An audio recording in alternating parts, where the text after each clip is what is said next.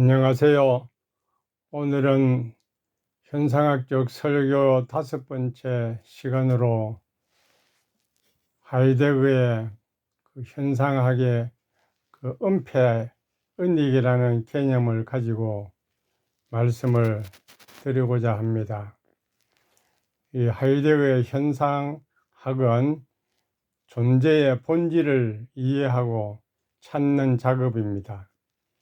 왜 본질을 찾고 이해해야 하는가 하면은 그 본질은 보이는 그 현상에 숨어 있기 때문에, 은닉되어 있기 때문에 그것을 찾는 과정이 바로 현상학이라고 하는 것입니다.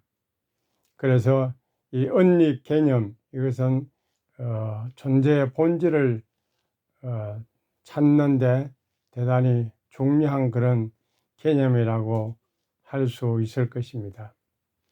은닉이란 말은 현상이 주어져 있지 않는 것을 가리킵니다. 현상이 주어져 있지 않는 것, 은닉되어 있다는 것입니다.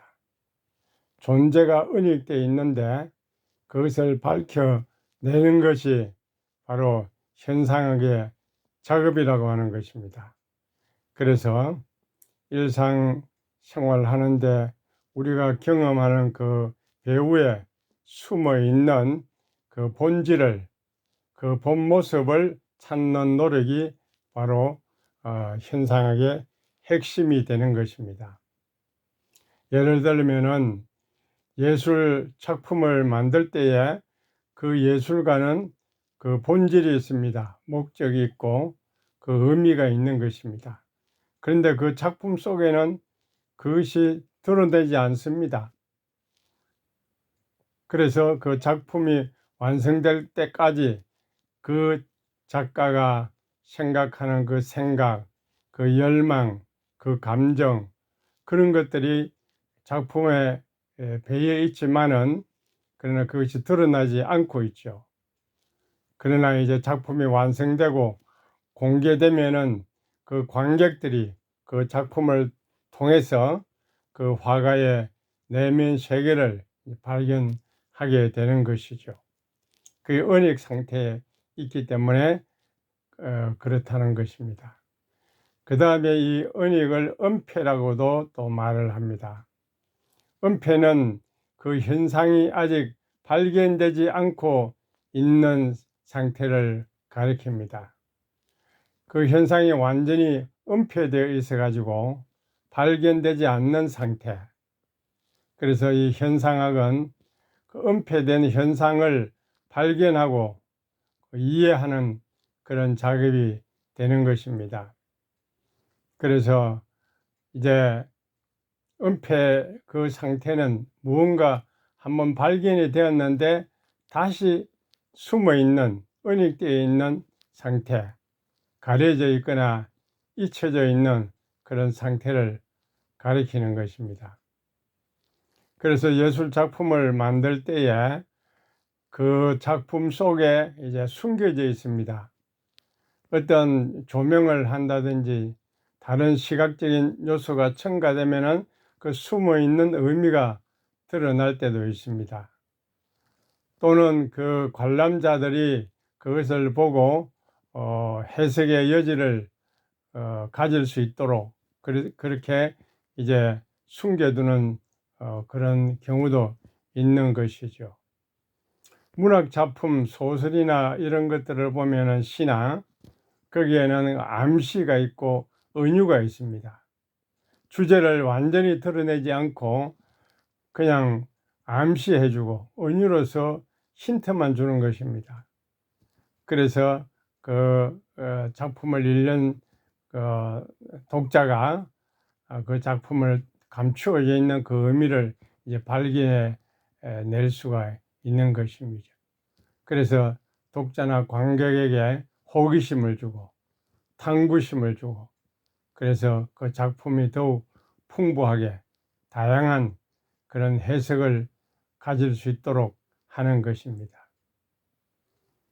또 이 은닉 개념에는 파묻힘이라는 것입니다. 이것은 전에 한번 발견됐지만은 다시 이제 묻혀 있는 것이죠. 은닉되어 있습니다. 일단 한번 발견되었던 그 현상이 다시 은폐되는 것이죠. 그래서 지금은 잊혀져 있거나 무시되는 그런 과정으로 숨어 있는 것입니다.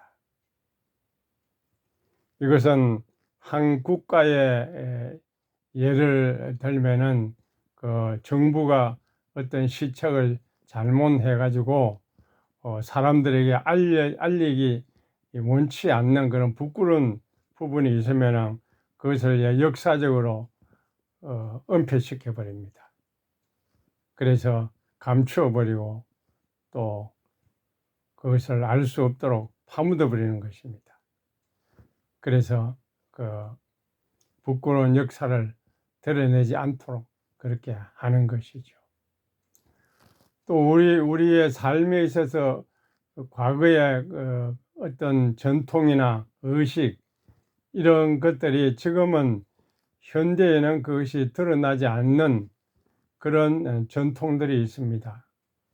오늘날 옛날에 씨름 대회 같은 거는 오늘날에도 있지만은 또 없어진 그런 전통들도 있죠.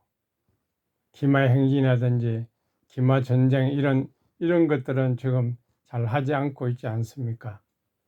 그래서 이런 옛날의 전통 이런 것들이 이제 사회가 변하고 현대화가 됨으로 말미암아 지금은 이제 은폐돼 버린 그런 풍습들도 있는 것을 볼 수가 있습니다. 그 다음에 이제 네 번째로 위장이라는 것이 있습니다. 위장은 현상이 전에는 한번 발견됐지만은 지금은 이제 가상으로 보이는 것입니다. 위장해가지고 그 존재 자체로 보이는 것이 아니고 그것을 왜곡해서 이제 보여주는 것입니다. 위장해서 가상으로 보여주는 것입니다. 그러니까 본래 그 현상의 모습이 아닌 다른 형태로 보여주기 때문에 그것을 통해서 우리는 그 본질을 찾아야 한다는 말씀입니다. 일상생활에서도 우리가 위장하는 경우가 많죠. 회사에서 사장이 가정에 오면 가정이 됩니다. 그 사장으로 있을 때 하고 또 가장으로 있을 때 하고 자기 자신을 위장하는 것입니다. 숨기는 것입니다. 사장으로 있을 때는 회사에 비즈니스맨으로 있을 때는 그 사용하는 언어가 다릅니다. 자기 회사를 위해서 또 비즈니스 사업을 위해서 사람들과 교제할 때의 언어하고 또 집에 돌아와서 가족들과 함께 더 친밀하고 더 사랑스러운 그런 표현을 하는 그런 모습들이 다르죠. 그렇게 이제 위장을 하는 것입니다. 이런 은닉 개념 이것이 현상학에 있어서 이제 중요한 개념이고 그런 상태에 있는 현상의 본질을 찾는 것이 현상학의 작업이다. 그렇게 말씀을 드릴 수 있을 것입니다. 그러면 이런 현상학의 개념들이 우리 기독교에 어떻게 적용해 볼 수 있는가 하는 것이 우리의 숙제요 또 관건이 된다고 볼 수 있을 것입니다. 우리 기독교에도 보면은 이 은닉 개념이 있습니다. 은닉이란 말은 그 독일어의 원래의 의미는 폐지된다, 유기된다, 극복한다, 상쇄한다 그런 의미가 있습니다. 그래서 우리가 예수님의 십자가의 그 구원의 사건을 우리가 받아들이면 우리는 죄에서 구원을 받습니다.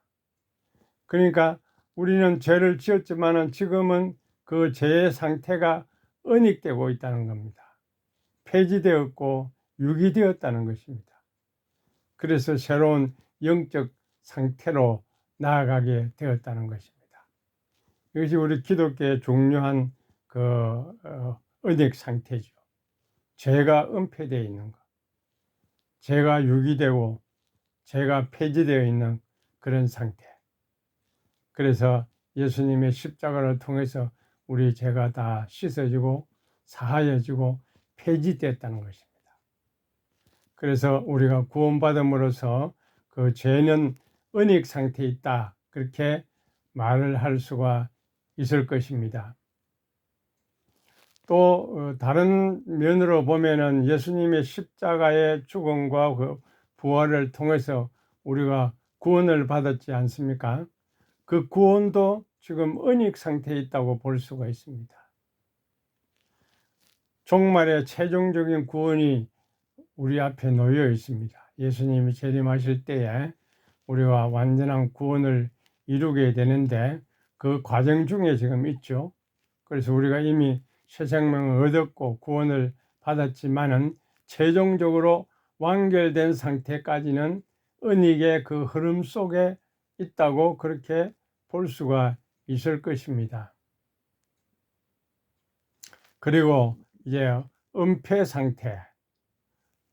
상태는 우리 기독교에서 어떻게 그것을 볼 수가 있느냐 하면 하나님의 그 비밀, 하나님의 계획, 이런 것들이 이제 은폐되어 있는 경우가 있습니다. 물론 적절한 때에 그것이 나타나긴 하지만은 그 때에 따라서 은폐되는 경우가 있죠. 로마서 16장 25절 이하에 보면 예수님의 복음이 전파될 때까지 영원 전부터 감추어져 있던 것이라 그렇게 말하고 있습니다. 영원 전에 감추어져 있었는데 예수님을 통해서 그 비밀이 드러났다는 것입니다. 하나님의 은폐된 그 구원 계획이 이제는 드러나게 되었다고 하는 것입니다. 또 파묻히는 상태가 있습니다. 파묻히는 상태. 우리가 죄를 지으면은 그 죄를 우리는 어떻게 합니까? 막 까발리고 드러내고 그렇게 하지 않죠. 그것을 파묻어 놓습니다. 혹은 우리가 부정한 행위를 했을 때에 그것을 파묻게 됩니다. 그래서 하나님과 관계가 멀어지고 영적으로 어두운 상태에 놓이게 되는 것이죠. 우리 인류 조상 아담과 하와가 에덴 동산에서 선악과를 따먹고 범죄했을 때 어떻게 했습니까? 그들은 이제 하나님과 관계가 이제 멀어지게 되고 죄로 인해서 파묻히는 그런 상태에 놓이게 되었습니다. 그래서 반대로 보면은 그 아담을 통해서는 우리가 죄 가운데 파묻히게 되고 하나님 관계가 이제 영영 멀어진 그런 상태에 있지만은 또한 마지막 아담 예수님을 통해서 그 파묻힘의 상태가 이제 회복되는 것이죠. 죄에서 파묻히는 그 파묻힘이 해소되고 구원의 길이 예수님을 통해서 열리게 되는 것입니다. 성령의 은혜로 말미암아 우리가 죄를 지었지만은 우리가 회개하고 다시 우리는 그 파묻힘에서 이제는 벗어나서 하나님과 새로운 관계로 회복할 수 있는 그런 화해의 길이 열려졌다.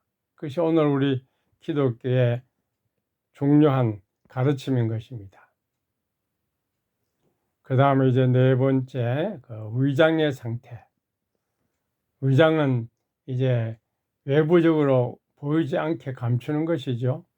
그 죄를 짓고 죄를 우리는 위장하지 않습니까? 그러나 성경에는 결국은 하나님 앞에는 그것이 다 드러난다고 말하고 있죠. 그래서 우리가 지은 죄에 대해서는 책임을 회피할 수가 없다는 것입니다. 위장할 수가 없다는 것입니다. 그것이 성경이 가르치는 내용입니다. 또 예수님은 이 땅에 오셔서 인간의 몸을 입고 오셔가지고 그 신성을 감추어 주셨습니다. 신성은 나타나지 않았습니다.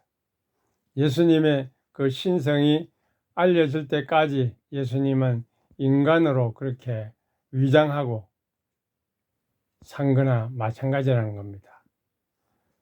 그래서 신성이 비밀 속에 감추어져 있는 위장한 상태에 있었다 하는 것입니다.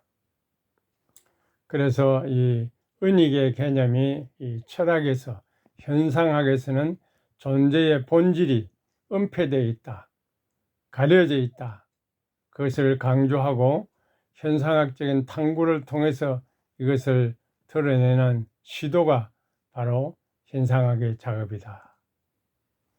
그래서 하이데거는 존재의 본질을 이해하려고 하는 그 노력과 함께 이 본질이 은폐되어 있다는 이 사실을 강조하고 있습니다. 그래서 이런 은폐를 세계의 은폐라고도 하고 잊혀진 기원이라 그렇게도 말을 합니다.